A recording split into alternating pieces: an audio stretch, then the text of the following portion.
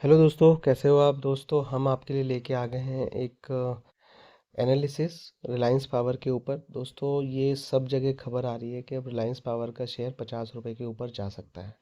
तो कैसे जा सकता है, क्यों ऐसा कहा जा रहा है, किन एनालिस्ट ने ऐसा कहा है, इसके पीछे की ठोस वजह क्या है, उसको जानते हैं और इस आर्टिकल को एनालिसिस करते हैं। आप देखिए और समझिए, मैं आपको बताऊंगा और पूरा वीडियो जरूर देखिएगा।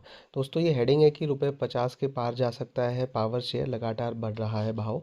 तो दोस्तों, रिलायंस पावर अनिल अंबानी की कंपनी है जिसका शेयर बीते सप्ताह लगातार फोकस में था। 7 फरवरी को शेयर दोस्तों 3% तक चढ़ा और लगभग 44 रुपए के करीब पे पहुंच गई।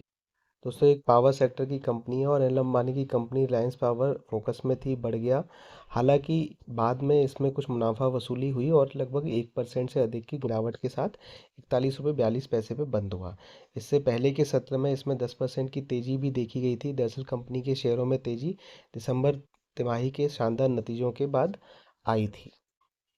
दोस्तों, ये कंपनी मुनाफे में आ गई है और रिलायंस पावर के पिछले सप्ताह गुरुवार को अक्टूबर दिसंबर तिमाही के नतीजों का ऐलान किया। इस दिन शेयर के जो कंपनी के शेयर हैं लगभग 9% बढ़ गए।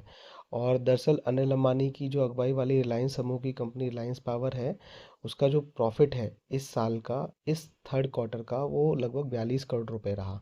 और पिछले वित्त वर्ष की तिमाही में कंपनी को लगभग 1100 करोड़ रुपए का घाटा हुआ था। तो दोस्तों देखिए, 1100 1150 करोड़ रुपए के घाटे से एक कंपनी का प्रॉफिट में आना 45 करोड़, मतलब सबसे पहली बात तो जो कर घाटा ख़त्म कर दिया वही बहुत बड़ी चीज़ है अपने आप में।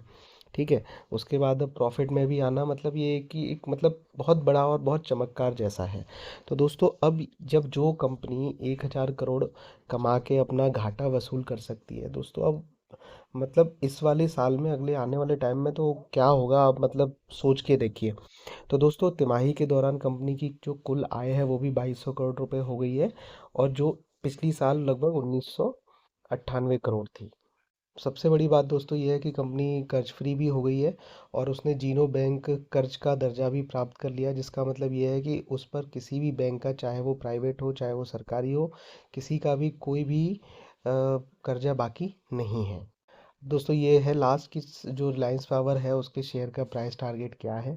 तो दोस्तों, सेंट्रम बैंकिंग में equity research analytic and research technical and derivatives के सहायक उपाध्यक्ष एवीपी नीलेश जैन ने कहा है कि रिलायंस पावर का जो शेयर है वो 48 रुपये 50 पैसे से 50 रुपये पर पहुंच सकता है।